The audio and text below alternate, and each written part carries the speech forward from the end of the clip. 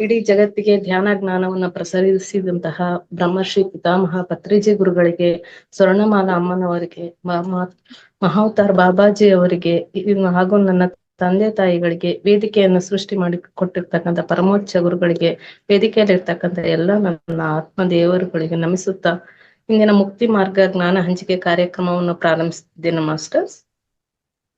ಭಾಗ 1ರಲ್ಲಿ ನಾವು ಈಗಾಗ್ಲೇ ಸಾಕಷ್ಟು ವಿಷಯಗಳನ್ನ ಮನನ ಮಾಡ್ಕೊಂಡಿದೀವಿ ಮಾಸ್ಟರ್ಸ್. ಆ ಮನನ ಆಗಿರ್ತಕ್ಕಂಥ ವಿಷಯಗಳನ್ನ ದಿನಗಳ ಸವೆದಿರುವ ಕಾರಣ ಪುನರ್ ಮನನ ಮಾಡ್ತಾ ಹೋಗೋಣ ಮಾಸ್ಟರ್ಸ್.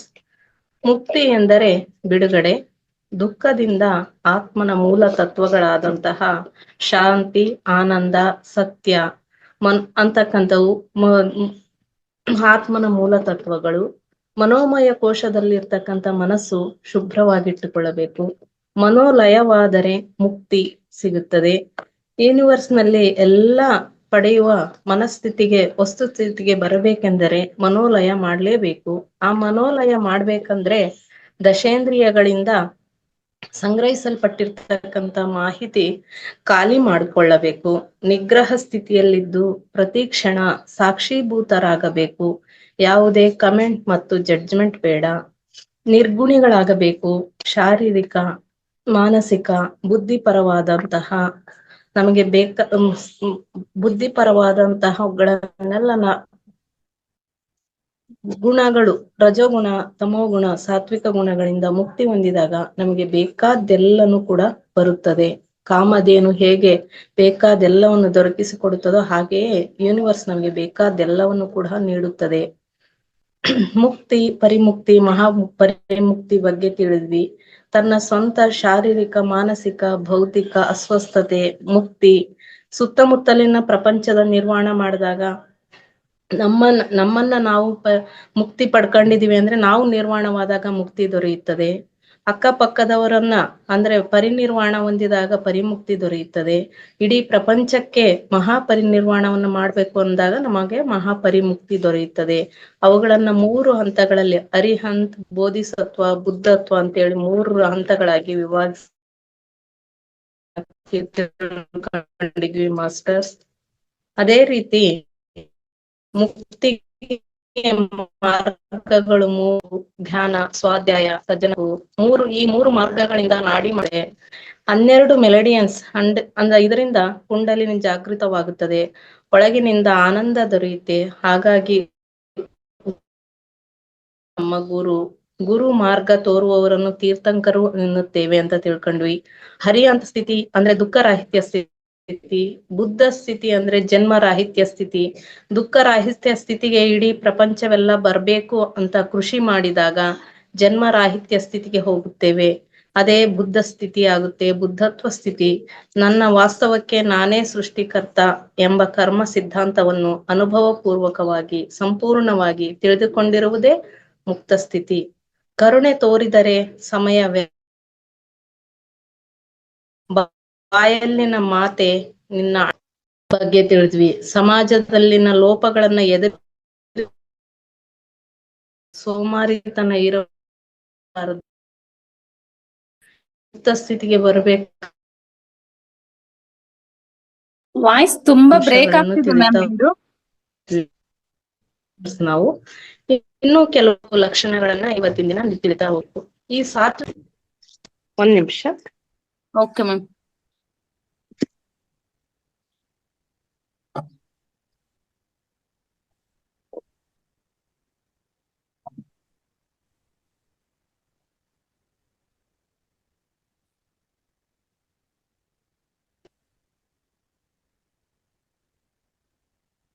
ಈಗ ಕೇಳಿಸ್ತಾ ಇದೆಯಾ? ಈಗ ಸರಿಯಾಗಿದೆ ವಾಯ್ಸ್? ಇವಾಗ ಪರವಾಗಿಲ್ಲ, ಕಂಟಿನ್ಯೂ ಮಾಡಿ. ಜ್ಞಾನ ಬೋಧನೆ ಮಾಡಬೇಕು ಅಂತ ಇನ್ನೊಂದು ಮುಕ್ತಿ ಮಾರ್ಗಕ್ಕಾಗಿ ಇರ್ತಕ್ಕಂಥ ಸಾಧನೆಯ ಮೆಟ್ಟಿಲುಗಳಲ್ಲಿ ಜ್ಞಾನ ಬೋಧನೆ ಮಾಡಬೇಕು. ಸಾತ್ವಿಕ ಗುಣದೋಷಗಳಿಂದಲೂ ಕೂಡ ನಾವು ದೂರ ಇರಬೇಕು ಅಂತ ಯಾವಾಗ್ಲೂ ಮತ್ತೆ ಎದುರಿಸಬೇಕು. ಜ್ಞಾನ ಬೋಧನೆ ಮಾಡಬೇಕು. ಸರಿಯಾದ ಮಾರ್ಗ ಪ್ರತಿಯೊಬ್ಬರಿಗೂ ತೋರಿಸುತ್ತಿರಬೇಕು. ಏನಾದ್ರೂ ಆಗ್ಲಿ, ತಲೆ ಹೋದ್ರೂ ಸರಿ, ಪ್ರಾಣ ಹೋದ್ರೂ ಸರಿ, ಸಮಾಜದಲ್ಲಿ ಅವಮಾನವಾದ್ರೂ ಸರಿ, ನಾವು ಧ್ಯಾನಕ್ಕೆ ಬಂದಿದೀವಿ ಅಂತ ಅಂದಾಗ ಜ್ಞಾನ ಸತ್ಸಂಗ ಅದು ಮಾಡೋದನ್ನ ನೋಡಿ ಕೆಲವೊಂದು ರೀತಿಯಾಗಿ ಮಾತನಾಡೋದನ್ನ ಅದನ್ನೆಲ್ಲ ಗಮನಿಸ್ತೀವಿ ಮಾಸ್ಟರ್ಸ್. ಕೇಳಿಸ್ತಿದೀಯಾ ಮಾಸ್ಟರ್ಸ್ ವಾಯ್ಸ್? ವಾಯ್ಸ್ ಓಕೆ, ಪರವಾಗಿಲ್ಲ. ಅವಾಗ ಸ್ವಲ್ಪ ಏನೇ ಆದ್ರೂ ಸರಿ ಅದರಿಂದ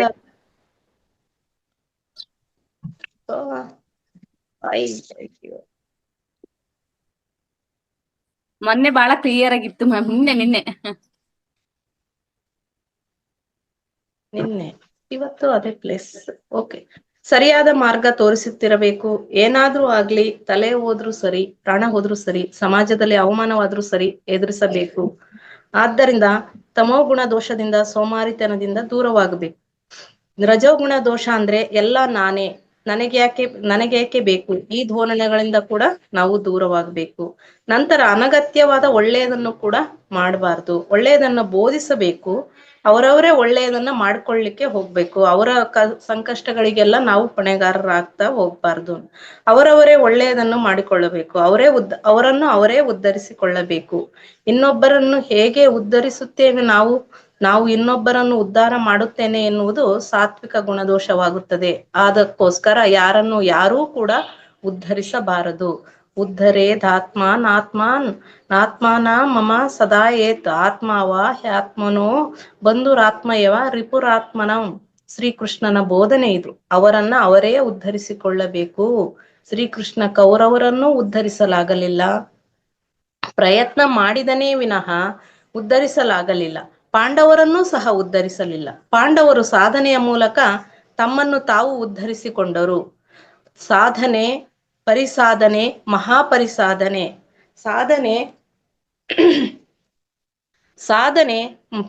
ಪರಿಸಾಧನೆ, ಮಹಾಪರಿಸಾಧನೆ. ಸಾಧನೆ 3 ವಿಧವಾಗಿ ಇರುತ್ತದೆ. ಹೇಗೆ ಮುಕ್ತಿ 3 ರೀತಿಯಾಗಿದೆಯೋ ಹಾಗೆಯೇ ಮುಕ್ತಿ ಹೊಂದುವ ಮಾರ್ಗ ಕೂಡ, ಅಂದರೆ ಸಾಧನೆಯ ಮಾರ್ಗ ಕೂಡ 3 ರೀತಿಯಲ್ಲಿರುತ್ತದೆ. ಸಾಧನೆ, ಪರಿಸಾಧನೆ, ಮಹಾಪರಿಸಾಧನೆ. ನಾವು 3 ದೋಷಗಳಿಂದ ಅಂದರೆ ತಮೋ, ರಜೋ, ಸಾತ್ವಿಕ ದೋಷಗಳಿಂದ ದೂರವಾಗಲಿಕ್ಕೆ ಮಾಡುವ ಆ ಕೃಷಿಯೇ ಸಾಧನೆ ಎನಿಸಿಕೊಳ್ಳುತ್ತದೆ. ಹಾಗೆಯೇ ಇತರರ ದುಃಖದಿಂದ ಅವರನ್ನು ವಿಮುಕ್ತರನ್ನ ಮಾಡುವುದಕ್ಕಾಗಿ ಮಾಡುವ ಸಾಧನೆಯೇ ಪರಿಸಾಧನೆಯಾಗಿದೆ. ಪ್ರಪಂಚವೆಲ್ಲ ಒಟ್ಟಾರೆ ದುಃಖ ರಾಹಿತ್ಯ ಹೊಂದಬೇಕು ಎನ್ನುವುದಕ್ಕಾಗಿ ಮಾಡುವ ಸಾಧನೆಯೇ ಮಹಾಪರಿಸಾಧನೆ. ಸಾಧನೆ, ಪರಿಸಾಧನೆ, ಮಹಾಪರಿಸಾಧನೆ. ಮುಕ್ತಿ, ಪರಿಮುಕ್ತಿ, ಮಹಾಪರಿಮುಕ್ತಿ. ನಿರ್ವಾಣ, ಪರಿನಿರ್ವಾಣ, ಮಹಾಪರಿನಿರ್ವಾಣ.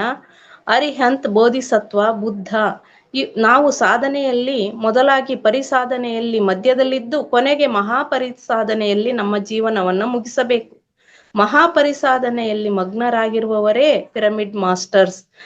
ಕಂಡವರಿಗೆಲ್ಲ ಧ್ಯಾನ ಹೇಳಿಕೊಡುತ್ತಿರುತ್ತಾರೆ, ಸಜ್ಜನ ಸಾಂಗತ್ಯ ಮಾಡುವಂತೆ ಹೇಳುತ್ತಿರುತ್ತಾರೆ, ಟ್ರಕ್ಕಿಂಗ್ ಹೋಗಲು ಹೇಳುತ್ತಿರುತ್ತಾರೆ, ಮಾಂಸಾಹಾರ ತಿನ್ನಬಾರದೆಂದು ಹೇಳುತ್ತಿರುತ್ತಾರೆ, ಶಾಕಾಹಾರವನ್ನು ಮಿತವಾಗಿ ಸೇವಿಸುವಂತೆ ಹೇಳುತ್ತಿರುತ್ತಾರೆ, ಹುಣ್ಣಿಮೆ ಧ್ಯಾನ ಮಾಡುವಂತೆ ಹೇಳುತ್ತಿರುತ್ತಾರೆ, ಚಿಕ್ಕ ಮಕ್ಕಳಿಂದಲೇ ಧ್ಯಾನ ಮಾಡಲು ಹೇಳುತ್ತಾರೆ, ಧ್ಯಾನ ಶಿಕ್ಷಣದಲ್ಲಿ ಹಣ ತೆಗೆದುಕೊಳ್ಳಬಾರದೆಂದು ಹೇಳುತ್ತಾರೆ, ಪಿರಮಿಡ್ ಶಕ್ತಿಯನ್ನು ಉಪಯೋಗಿಸಿಕೊಳ್ಳಲು ಹೇಳುತ್ತಿರುತ್ತಾರೆ, ವ್ಯರ್ಥವಾದ ಕರ್ಮಕಾಂಡಗಳು ಮಾಡಬಾರದು ಎಂದು ಹೇಳುತ್ತಾರೆ.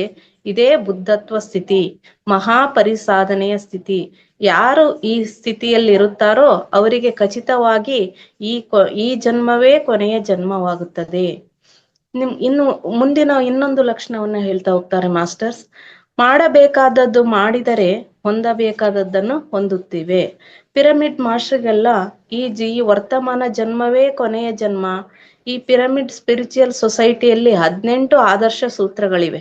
ಈ ಮಹಾಪರಿನಿರ್ವಾಣಕ್ಕೆ, ಮಹಾಪರಿಮುಕ್ತಿಗೆ ನಾವು ಮಾಡಬೇಕಾದುದೇ ಮಹಾಪರಿಸಾಧನೆಯಾಗಿದೆ. ಮಾಡಬೇಕಾದದ್ದು ನಿಮಗೆಲ್ಲ ಈಗಾಗಲೇ 18 ಸೂತ್ರಗಳ ಬಗ್ಗೆನೇ ಒಂದೊಂದು ತರಗತಿಗಳನ್ನ ಪಡೆದಿದ್ದೀರಾ ಮಾಸ್ಟರ್ಸ್. ಅದೆಲ್ಲದೂ ಕೂಡ ತಿಳಿದಿದ್ದೀರಾ ನೀವು 18 ಸೂತ್ರಗಳಲ್ಲಿ. ಮಾಡಬೇಕಾದದ್ದು ಮಾಡಿದರೆ ಹೊಂದಬೇಕಾದದ್ದನ್ನು ಹೊಂದುತ್ತೇವೆ. ಶಾರೀರಿಕ ರೋಗಗಳೆಲ್ಲ ಮಾನಸಿಕ ರೋಗಗಳ ಮೇಲೆಯೇ ಆಧಾರ ಪಟ್ಟಿದೆ. ಮಾನಸಿಕ ರೋಗಗಳೆಲ್ಲ ಬುದ್ಧಿ ಮಾಂದ್ಯತೆಯ ಮೇಲೆ, ಬುದ್ಧಿ ಅಸ್ವಚ್ಛತೆಯ ಮೇಲೆ ಆಧಾರ ಪಟ್ಟಿದೆ. ಅಂದ್ರೆ ಬುದ್ಧಿ ಸ್ವಚ್ಛವಾಗಿದ್ರೆ ಮಾನಸಿಕ ರೋಗಗಳು ಬರಲ್ಲ. ಮಾನಸಿಕ ರೋಗಗಳು ಇಲ್ಲ ಅಂದ್ರೆ ನಮ್ಮ ಶರೀರ ಆರೋಗ್ಯಯುತವಾಗಿ ಇರುತ್ತದೆ ಅಂತ ಹೇಳ್ಬಿಟ್ಟು ಈಗಾಗಲೇ ತಿಳಿದಿದ್ದೀರಾ ಮಾಸ್ಟರ್ಸ್. ಆಧ್ಯಾತ್ಮಿಕತೆಯಲ್ಲಿರುತ್ತೇವೋ ಬುದ್ಧಿ ಎನ್ನುವ ಅದರ ಒಂದು ಮಾಂದ್ಯತೆ ಹೋಗಲಾಡಿಸಿಕೊಂಡು ಅದ್ಭುತವಾದ ಆತ್ಮ ಪದಾರ್ಥವಾಗಿ ಪ್ರಕಾಶಿಸುತ್ತದೆ. ಯಾವಾಗ ನಾವು ಆಧ್ಯಾತ್ಮಿಕತೆಯಲ್ಲಿ ಜೀವಿಸ್ತೇವೆ ಮಾಸ್ಟರ್ಸ್, ಈ 18 ಸೂತ್ರಗಳನ್ನು ಒಳಪಟ್ಟಿಕೊಂಡು ಆ ಆಧ್ಯಾತ್ಮಿಕತೆಯಲ್ಲಿ ಇದ್ದಾಗ ನಮ್ಮ ಬುದ್ಧಿ ಎನ್ನುವ ಒಂದು ಮಾಂದ್ಯತೆ ತಂತಾನೇನೆ ಹೋಗುತ್ತದೆ. ಅದರಿಂದ ಅದ್ಭುತವಾದ ಆತ್ಮ ಪದಾರ್ಥವಾಗಿ ಪ್ರಕಾಶಿಸುತ್ತದೆ. ಆಗ ಶರೀರ ಪ್ರಶಾಂತವಾಗಿ, ನಿರ್ಮಲವಾಗಿ, ಸ್ವಚ್ಛವಾಗಿ ಇರುತ್ತದೆ. ಈಗಲೂ ಹಿಮಾಲಯದಲ್ಲಿ 100 ಜನ 1000 ವರ್ಷಗಳಾದರೂ ಸಜೀವಗಳಾಗಿದ್ದಾರೆ. ಅಂದ್ರೆ ನಾವು ಬುದ್ಧಿ ಸ್ವಚ್ಛ ಇದ್ದಾಗ, ಆತ್ಮಪೂರ್ವಕವಾಗಿ ಇದ್ದಾಗ, ಆತ್ಮ ಪದಾರ್ಥ ಅಂತ ತಿಳಿದು ಜೀವನ ಮಾಡುವಾಗ 1000 ವರ್ಷಗಳ ಗಟ್ಟಲೆ ಸಜೀವವಾಗಿ ಕೂಡ ಇರ್ಲಿಕ್ಕೆ ಸಾಧ್ಯತೆ ಇದೆ. ಇದನ್ನೇ ಫಿಸಿಕಲ್ ಇಮೋರ್ಟಾಲಿಟಿ ಎನ್ನಲಾಗುತ್ತದೆ. ಮನುಷ್ಯನಿಗೆ ಇಚ್ಛಾ ಮರಣ ಬರಬೇಕು, ಅದೇ ಮುಕ್ತಿ, ಪರಿಮುಕ್ತಿ, ಮಹಾಪರಿಮುಕ್ತಿ. ಭೀಷ್ಮ ತನ್ನ ಮರಣವನ್ನು ತಾನೇ ನಿಶ್ಚಯಿಸಿಕೊಂಡ.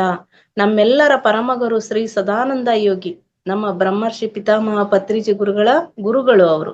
ಸದಾನಂದ ಯೋಗಿ ಇಂತಹ ಸಮಯದಲ್ಲೇ ನಾನು ಶರೀರ ಬಿಡುತ್ತಿದ್ದೇನೆ ಸುಭಾಷ್, ನನಗೋಸ್ಕರ ಸಮಾಧಿ ಏರ್ಪಾಟು ಮಾಡು ಎಂದು 1983 ಏಪ್ರಿಲ್ 16ರಂದು ಪತ್ರಿಜಿ ಗುರುಗಳಿಗೆ ಹೇಳಿದಾಗ, ಹೇಳಿದ ದಿನಾಂಕಕ್ಕೆ ಅವರು ಶರೀರವನ್ನು ಬಿಟ್ಟರು. ಅದೇ ಪರಿಪಕ್ವ ಆತ್ಮಸ್ಥಿತಿ ಎಂದರೆ.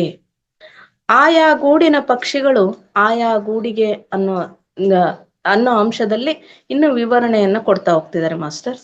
ಒಂದು ಬುದ್ಧತ್ವ ಸ್ಥಿತಿಯಲ್ಲಿ ಸ್ವಯಂ ನಾನಿದ್ದೇನೆ, ಮತ್ತೆ ಆಯಾ ಗೂಡಿನ ಪಕ್ಷಿಗಳು ಆಯಾ ಗೂಡಿಗೆ ಸೇರುತ್ತದೆ ಅಲ್ಲವೇ? ಯಾವ ಜಾತಿ ಪಕ್ಷಿಗಳು ಆ ಜಾತಿಯಲ್ಲೇ ಸೇರುತ್ತದೆ ಅಲ್ಲವೇ? ಪಿರಮಿಡ್ ಮಾಸ್ಟರ್ಗಳೆಲ್ಲರೂ, ಪಿರಮಿಡ್ ಧ್ಯಾನಿಗಳೆಲ್ಲರೂ ಬುದ್ಧತ್ವ ಸ್ಥಿತಿಯಲ್ಲಿ ಇರುವವರೇ. ಆದ್ದರಿಂದಲೇ ಎಲ್ಲರೂ ಕೂಡ ಏಕವಾಗಿದ್ದೇವೆ. ಎಷ್ಟೋ ಜನ್ಮಗಳ, ಎಷ್ಟೋ ಸಾಧನೆಗಳಲ್ಲಿ, ಎಷ್ಟೋ ಪರಿಸಾಧನೆಯಲ್ಲಿ ಪಕ್ವವಾಗಿ ಅನಂತರ ಇಲ್ಲಿ ನಾವೆಲ್ಲರೂ ಕೂಡ ಒಂದಾಗಿದ್ದೇವೆ. ಎಲ್ಲರೂ ಕೂಡ ಧ್ಯಾನಕ್ಕೆ ಯಾಕೆ ಬರಲ್ಲ ಅಂದ್ರೆ ಮಾಸ್ಟರ್ಸ್, ಎಷ್ಟೋ ಜನ್ಮಗಳಲ್ಲಿ ಸಾಧನೆ ಮಾಡಿ ಈ ಜನ್ಮದಲ್ಲಿ ಎಲ್ಲೆಲ್ಲೋ ಇದೀವಿ ಅಂತ ಅನ್ಕೋತೀವಿ ಅಷ್ಟೇ ಭೌತಿಕವಾಗಿ. ಆದರೆ ಎಷ್ಟೋ ಗತ ಜನ್ಮಗಳಲ್ಲಿ ಒಂದಾಗಿ ನಾವು ಒಂದೇ ರೀತಿಯ ಸಾಧನೆಯಲ್ಲಿ ತೊಡಗಿರ್ತಕ್ಕಂಥವ್ರು ಮಾತ್ರ ಈ ಜನ್ಮದಲ್ಲಿ ಪಿರಮಿಡ್ ಮಾಸ್ಟರ್ಗಳಾಗಿ ಅನಂತರ ಇಲ್ಲಿ ಒಂದಾಗಿದ್ದೇವೆ. ನಮ್ಮ ಲಕ್ಷ್ಯವೇನೆಂದರೆ ಎಲ್ಲರಿಗೂ ಮುಕ್ತಿ ಬರಬೇಕು. ಎಲ್ಲರೂ ಧ್ಯಾನ ಮಾಡಿ ಮುಕ್ತಿ ಹೊಂದುತ್ತಾರೆ. ಪ್ರತಿಯೊಬ್ಬರೂ ದಿನನಿತ್ಯ ಅವರವರ ವಯಸ್ಸಿನಷ್ಟು ನಿಮಿಷಗಳು ಶ್ವಾಸದ ಮೇಲೆ ಗಮನವಿಡಬೇಕು. ಆನಾಪಾನಸತಿ ಅಭ್ಯಾಸ ಮಾಡಬೇಕು. ನಾವು ಮಾಡ್ತಕ್ಕಂಥ ಧ್ಯಾನದ ಹೆಸರು ಆನಾಪಾನಸತಿ ಧ್ಯಾನ. ಅದೇ ಮುಕ್ತಿಗೆ ನಾಂದಿ ಪ್ರಸ್ತಾವನೆ. ಈ ಧ್ಯಾನಗಳಲ್ಲಿ ನಾನಾ ವಿಧಗಳಿವೆ, ಆದರೆ ಎಲ್ಲಕ್ಕಿಂತ ಅತ್ಯುನ್ನತ ಧ್ಯಾನ ಅಂತಕ್ಕಂಥದ್ದು ಆನಾಪಾನಸತಿ ಧ್ಯಾನ ಅಂತಕ್ಕಂಥದ್ದು. ಅದಕ್ಕೋಸ್ಕರ ಸಾಕಷ್ಟು ಇಂಜಿನಿಯರ್ ವಿಭಾಗದಲ್ಲಿ ಇರ್ತಕ್ಕಂಥವ್ರು, ಡಾಕ್ಟರ್ಗಳಾಗಿರ್ತಕ್ಕಂಥವ್ರು ಕೂಡ ಇದನ್ನೇ ಒಪ್ಕೊಂಡು ಯಾಕೆ ಬಂದಿದ್ದಾರೆ ಅಂದ್ರೆ, ಇದೇ ಅತ್ಯಂತ ಪ್ರಮುಖವಾದಂತಹ ಆನಾಪಾನಸತಿ ಧ್ಯಾನ ಅಭ್ಯಾಸ ಮಾಡೋದು ಮುಕ್ತಿಗೆ ನಾಂದಿ. ಬೇರೆಲ್ಲ ಧ್ಯಾನಗಳಲ್ಲೂ ಕೂಡ ಇದಾವೆ, ಆದರೆ ಮುಕ್ತಿಗೆ ನಾಂದಿಯನ್ನ ಕೊಡ್ತಕ್ಕಂಥ ಧ್ಯಾನ ಅಂದ್ರೆ ಆನಾಪಾನಸತಿ ಧ್ಯಾನ ಅಂತಕ್ಕಂಥದ್ದು. ಇದೇ ಏಕೈಕ ಮುಕ್ತಿ ಮಾರ್ಗ. ಓಶೋ ರಜನೀಶ್ ಪುಸ್ತಕಗಳನ್ನು ಓದಬೇಕು, ಮಾಂಸ ತಿನ್ನಬಾರದು, ಹಸಿವಿಲ್ಲದೆ ಊಟ ಮಾಡಬಾರದು, ನೀರು ತುಂಬಾ ಕುಡಿಯಬೇಕು, ಯಾವಾಗಲೂ ಸತ್ಯ ಬೋಧಿಸುತ್ತಿರಬೇಕು, ಅಸತ್ಯವನ್ನು ಎದುರಿಸುತ್ತಿರಬೇಕು. ಅದೇ ಮುಕ್ತಿ ಮಾರ್ಗ. ನಾವು ಸತ್ಯ ಮಾರ್ಗದಲ್ಲಿ ಇದೀವಿ ಅಂತ ಹೇಳಿದಾಗ ಅಸತ್ಯದಿಂದ ಬರ್ತಕ್ಕಂಥ ಎಷ್ಟೋ ಕಷ್ಟಗಳನ್ನ ನಾವು ಎದುರಿಸ್ಲಿಕ್ಕೆ ಸಿದ್ಧರಾಗಬೇಕು ಮಾಸ್ಟರ್ಸ್. ಅದೇ ಮುಕ್ತಿ. ಯಾವಾಗಲೂ ಎಲ್ಲರ ಅನುಭವಗಳನ್ನ ಕೇಳುತ್ತಿರಬೇಕು, ನಮ್ಮ ಅನುಭವಗಳನ್ನು ಎಲ್ಲರಿಗೂ ಹೇಳುತ್ತಿರಬೇಕು. ನಾವು ಧ್ಯಾನಕ್ಕೆ ಬಂದ ಮೇಲೆ ಏನೇನಾಗಿದೆ ಅನ್ನೋ ಅನುಭವಗಳನ್ನು ಕೂಡ ಹೇಳುತ್ತಿರಬೇಕು. ನಮ್ಮ ಅನುಭವಗಳನ್ನ ಎಲ್ಲರಿಗೂ ಹೇಳುತ್ತಿರಬೇಕು. ಇದೇ ಸಜ್ಜನ ಸಾಂಗತ್ಯ, ಇದೇ ಮುಕ್ತಿ ಮಾರ್ಗ.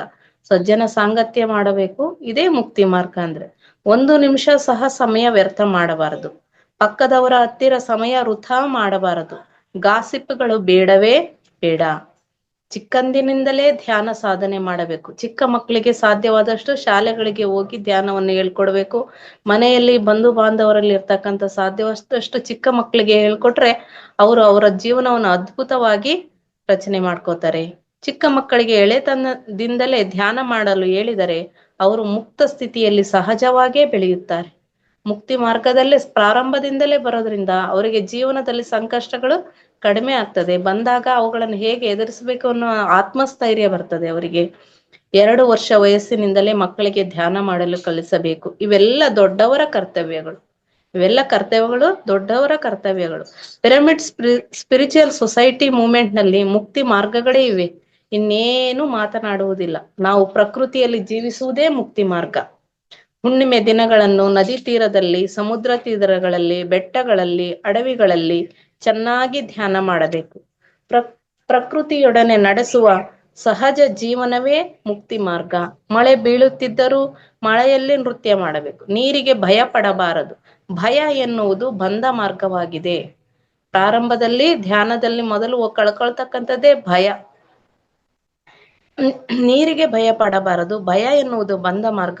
ಭಯರಾಹಿತ್ಯವೆನ್ನುವುದು ಮುಕ್ತಿ ಮಾರ್ಗವಾಗಿದೆ. ಯಾವುದಕ್ಕೂ ಭಯ ಪಡಬಾರದು. ಬರೀ ನೀರಷ್ಟೇ ಅಲ್ಲ, ಯಾವುದೇ ವಿಷಯಕ್ಕಾಗ್ಲಿ, ಯಾವುದೇ ಘಟನೆಗಳಾಗ್ಲಿ ಅದಕ್ಕೆ ಭಯ ಪಡಬಾರದು. ನಿರ್ಭಯದಿಂದಿರಬೇಕು. ನಮ್ಮ ಆಲೋಚನೆಗಳನ್ನ ನಿರ್ಭಯವಾಗಿ ಪ್ರಕಟಿಸಬೇಕು. ನಮ್ಮ ಆಲೋಚನೆಗಳನ್ನ ನಾನು ಹೀಗೆ ಇರ್ಬೇಕು ಅಂದ್ಕೊಂಡಾಗ, ಮುಕ್ತಿ ಮಾರ್ಗಕ್ಕೋಸ್ಕರ ಸತ್ಯ ಮಾರ್ಗದಲ್ಲಿದ್ದಾಗ ನಮ್ಮ ಆಲೋಚನೆಗಳನ್ನ ನಿರ್ಭಯವಾಗಿ ಪ್ರಕಟಿಸಬೇಕು. ಯಾರಾದರೂ ಏನಾದರೂ ಅಂದುಕೊಳ್ಳುತ್ತಾರೇನೋ ಎಂದು ಸತ್ಯ ಮಾತನಾಡದೆ ಇರಬಾರದು. ಹೇಳಬೇಕಾದ್ದು ಸುಸ್ಪಷ್ಟವಾಗಿ ಗಟ್ಟಿಯಾಗೋ ಮೆಲ್ಲಗೋ ಹೇಳಲೇಬೇಕು. ಮುಕ್ತಿ ಎಂದರೆ ಬಿಡುಗಡೆ. ಇದಕ್ಕೆ ಪರ್ಯಾಯ ಪದಗಳು ಮೋಕ್ಷ, ಅಪವರ್ಗ ಮತ್ತು ನಿಶ್ರೇಯಸ್ಸು. ಜೀಸಸ್ ಸತ್ಯ ಏನು ತಿಳಿದುಕೊಳ್ಳಿ, ಸತ್ಯ ನಿಮ್ಮನ್ನು ಬಂಧ ವಿಮುಕ್ತರನ್ನಾಗಿಸುತ್ತದೆ ಎಂದಿದ್ದಾನೆ. ಜೀಸಸ್ ಹೇಳಿದ್ದಾರೆ, ಸತ್ಯ ಏನು ಅಂದ್ರೆ ಅದು ನಿಮ್ಮನ್ನ ಬಂಧ ಮುಕ್ತವನ್ನರನ್ನಾಗಿ ಆಗಿಸುತ್ತದೆ. ನಾನು ಆತ್ಮ ಎಂದು ತಿಳಿದುಕೊಂಡವನೇ ಸತ್ಯ ತಿಳಿದುಕೊಂಡವನು ಅಂತ ಅರ್ಥ. ನಾನು ದೇಹ ಅಲ್ಲ, ಮನಸ್ಸು ಅಲ್ಲ, ಬುದ್ಧಿ ಅಲ್ಲ, ನಾನು ಆತ್ಮ ಅಂತ ತಿಳಿದುಕೊಂಡವನೇ ಸತ್ಯ ತಿಳ್ಕೊಂಡಿದ್ದಾನೆ.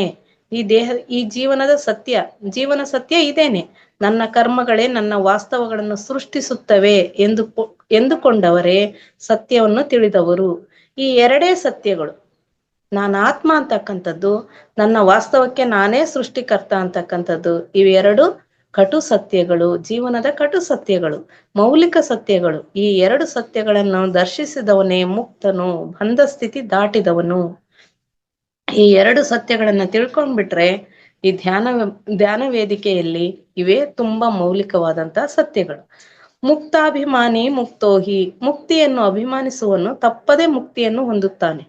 ಮುಕ್ತಿಯನ್ನು ಅಭಿಮಾನಿಸುವನು ಅಂತ ಹೇಳಿದ್ರೆ ಈ ಎರಡು ಸತ್ಯಗಳನ್ನು ತಿಳ್ಕೊಂಡು ಅದರಂತೆ ನಡೀತಾ ಹೋದ್ರೆ ಅದಕ್ಕೆ ಅಭಿಮಾನಿ ಇದ್ದ ಹಾಗೆ ಅವರು ಮುಕ್ತಿಯನ್ನು ಪಡಿತಾರೆ ಜೀವನದಲ್ಲಿ. ಮುಕ್ತ ಅಭಿಮಾನಿ ಮುಕ್ತೋಹಿ ಬದ್ಧೋ ಬದ್ಧಾಭಿಮಾನ್ಯಪಿ ಕಿಂ ವದಂ ತೇಹ ಸತ್ಯೇಯಂ ಯಾ ಮತಿಂ ಸಾ ಗತಿರ್ಭವತೆ ಎಂದಿದ್ದಾನೆ ಅಷ್ಟಾವಕ್ರ ಗೀತದಲ್ಲಿ. ಅಷ್ಟಾವಕ್ರ ಅಂತಕ್ಕಂಥ ಹೇಳಿರ್ತಕ್ಕಂಥ ಶ್ಲೋಕ ಇದು. ಮುಕ್ತಿ ಸ್ಥಿತಿಯನ್ನು ಅಭಿಮಾನಿಸುವವನು ಮುಕ್ತನೇ ಆಗುತ್ತಾನೆ. ಮುಕ್ತಿ ಸ್ಥಿತಿಯನ್ನು ಯಾರು ಅಭಿಮಾನದಿಂದ ಕಾಣ್ತಾನೋ ಅವರೇ ಮುಕ್ತನಾಗುತ್ತಾನೆ. ಬಂಧವನ್ನು ಅಭಿನಂದಿಸುವವನು ಬಂದಿಯೇ ಆಗುತ್ತಾನೆ. ಯಾರು ಬಂಧಗಳ ಬಗ್ಗೆ ಅಭಿಮಾನ ಹೊಂದಿರ್ತಾರೋ ಅವರು ಬಂದಿಯೇ ಆಗುತ್ತಾರೆ. ಈ ಲೋಕದಲ್ಲಿರುವ ನಾಣ್ಣುಡಿ ಇದು. ಯಮಾತಿಹಿ ಸಾಗತಿ ಭವತೆ. ನಮ್ಮ ಮತಿ ಹೇಗಿರುತ್ತದೋ ನಮ್ಮ ಗತಿಯೂ ಹಾಗೆ ಇರುತ್ತದೆ. ಮತಿಯಂತೆ ಗತಿ ಅಂತಕ್ಕಂಥದ್ದು. ಮುಕ್ತಿ ಅದು ಮುದಿತನದಲ್ಲಿ ಮಾಡಿಕೊಳ್ಳಬೇಕು ಎನ್ನುತ್ತೇವೆ. ಮುಕ್ತಿ ಅಂತಕ್ಕಂಥ ಪದ ಮಾತನಾಡಿದ್ರೆ ಅದನ್ನ ಈಗ ಮಾತಾಡೋದಲ್ಲ, ಮುದಿತನದಲ್ಲಿ ಇರ್ತಕ್ಕಂಥವ್ರಿಗೆ ಸಂಬಂಧಿಸಿದ್ದು ಅಂತ ತಿಳ್ಕೊತೀವಿ. ಮುದಿತನದಲ್ಲಿ ಹೇಳಿದರೆ ಆಗ ಮೈಯೆಲ್ಲ ಬಾಧೆ ನೋವು ಚಿಕ್ಕಂದಿನಲ್ಲೇ ಮಾಡಬೇಕಾಗಿತ್ತು ಅಂತ ಅನಿಸ್ತದೆ. ಮುದಿತನಕ್ಕೆ ಹೋದಾಗ ಹೇಳಿದರೆ ಈಗೇನು ಲಾಭ ಎನ್ನುತ್ತೇವೆ. ಆದ್ದರಿಂದ ವಿಷಯಗಳನ್ನು ಕೇಳಿದ ತಕ್ಷಣವೇ ಸಾಧನ ಪ್ರಾರಂಭಿಸಬೇಕು. ಶುಭಶ್ಯ ಶೀಘ್ರಂ ಆಲಸ್ಯಂ ಅಮೃತಂ ವಿಷಂ. ಅದಕ್ಕೋಸ್ಕರ ಮುಕ್ತಿ ಮಾರ್ಗ ಅಂತಕ್ಕಂಥ ವಿಷಯವನ್ನ ತಿಳಿದ ತಕ್ಷಣ ಅದರಲ್ಲ ಸಾಧನೆ ತೊಡಗಬೇಕೇ ಹೊರತು ನಾವು ಆಲಸ್ಯವನ್ನ ಮಾಡಬಾರದು ಅಂತ ಹೇಳಿದ್ದಾರೆ ಮಾಸ್ಟರ್ಸ್. ಪಿರಮಿಡ್ ಮಾಸ್ಟರ್ಸ್ ಪ್ರಪಂಚದಲ್ಲೆಲ್ಲ ದುಃಖ ರಾಹಿತ್ಯ ಸ್ಥಿತಿಗೆ ಬರಬೇಕು. ಪ್ರತಿ ಮಕ್ಕಳು, ವೃದ್ಧ, ಸ್ತ್ರೀ, ಪುರುಷ ಎಲ್ಲ ರಾಷ್ಟ್ರದವರು ದುಃಖ ರಾಹಿತ್ಯ ಸ್ಥಿತಿ ಹೊಂದಬೇಕು. ಅರಿಹಂತ್ ಪದವಿ ಹೊಂದಬೇಕೆಂದು ಕಷ್ಟಪಡುವವರೇ ಪಿರಮಿಡ್ ಸ್ಪಿರಿಚುವಲ್ ಸೊಸೈಟೀಸ್ ಮಾಸ್ಟರ್ಸ್. ಅರಿಹಂತ್ ಅಂದ್ರೆ ಪ್ರತಿಯೊಬ್ರು ಕೂಡ ದುಃಖ ರಾಹಿತ್ಯ ಸ್ಥಿತಿಗೆ ಬರಬೇಕು ಅಂತ ಪ್ರಯತ್ನ ಪಡ್ತಕ್ಕಂಥವ್ರೆ ಈ ಪಿರಮಿಡ್ ಸ್ಪಿರಿಚುವಲ್ ಸೊಸೈಟಿ ಮಾಸ್ಟರ್ಸ್ ಆಗಿದ್ದಾರೆ ಅಂತ ಹೇಳ್ತಿದ್ದಾರೆ ಮಾಸ್ಟರ್ಸ್.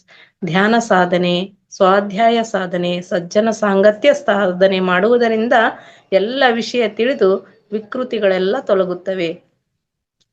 ಇವುಗಳನ್ನ ಮಾಡೋದ್ರಿಂದ ನಮ್ಮಲ್ಲಿರ್ತಕ್ಕಂಥ ವಿಕೃತಿಗಳೆಲ್ಲ ತೊಲಗುತ್ತವೆ. ಮನಸ ವಾಚ ಕರ್ಮಣ ಅರಿಹಂತ್ ಮಾಡಲಿಕ್ಕೆ ಕೃಷಿ ಮಾಡುತ್ತೇವೆ. ಅದೇ ನಮ್ಮ ಬೋಧಿಸತ್ವ ಸ್ಥಿತಿ.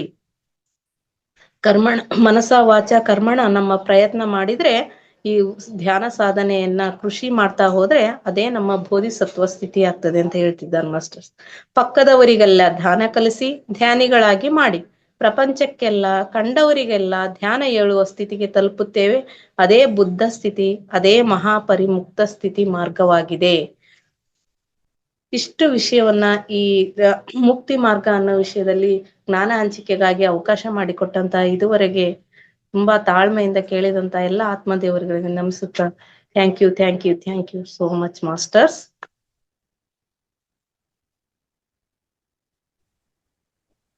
Thank you madam. ಅದ್ಭುತವಾಗಿತ್ತು ನಿಮ್ಮ ಒಂದು ವಾಚನ. ಸಾಮಾನ್ಯವಾಗಿ ಈ ಪದಗಳನ್ನ ಉಚ್ಚಾರಣೆ ಮಾಡೋದಂತಂದ್ರೆ ಒಬ್ಬ ಸಾಧಕರು ಶಿಕ್ಷಕರಿಗೆ ಮಾತ್ರ ಸಾಧ್ಯ ಅಂತ ಹೇಳ್ಬೋದು. ಯಾಕಂದ್ರೆ ನಮ್ಮಂತರ ಕೈಯಾಗೆಲ್ಲ ಇದನ್ನ ಕೊಟ್ರೆ ಏನೇನೋ ಹೇಳ್ಬಿಡ್ತೇವೆ ನಾ, ಯಾಕಂದ್ರೆ ಪದಗಳ ಅರ್ಥನೇ ಗೊತ್ತಿಲ್ಲ ಮತ್ತು ಉಚ್ಚಾರಣೆಗೂ ಬರಲ್ಲ. Thank you madam.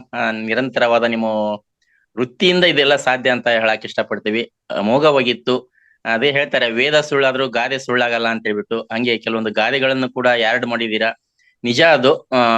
ವೇದಕ್ಕೆ ಬಹಳ ಇತಿಹಾಸ ಇದೆ, ಆದಾಗ್ಯೂ ಕೂಡ ಅದನ್ನೆಲ್ಲವನ್ನು ಅಳದು ತೂಗಿ ಸೋಸಿ ಅಂತ ಹೇಳ್ತಾರಲ್ಲ, ಹಂಗ ಜಟ್ಟಿ ಹಿಡಿದದು ಅಂತ ಹೇಳ್ತಾರ, ಹಂಗ ಬಟ್ಟಿ ಇಳಿಸಿ ಮಾಡಿರ್ತಕ್ಕಂಥದ್ದು ಗಾದೆ. ಗಾದೆಯೊಳಗ ನಿಗೂಢ ಅರ್ಥ ಅಡಗಿದೆ. ಅಂತದ್ದನ್ನ ನೀವು ಸಾದರಪಡಿಸಿದಿರಾ. ಎಲ್ಲರ ಪರವಾಗಿ ಅನಂತ ಧನ್ಯವಾದಗಳು ಮೇಡಮ್ ತಮಗೆ. Thank you so much sir. ಹಾಗೇನಿಲ್ಲ ಸರ್, ಎಲ್ಲರೂ ಅದ್ಭುತ ಆತ್ಮಗಳೇ. ನೀವು ಪ್ರಯತ್ನ ಪಟ್ರೆ ನೀವು ಕೂಡ ಮಾಡ್ತೀರಾ. ನೀವು ಅದ್ಭುತವಾಗಿ ಎಲ್ಲ ವೇದಿಕೆಯನ್ನ ಬಳಸ್ಕೊತಾ ಇದ್ದೀರಾ. Thank you so much sir. Thank you madam. Thank you.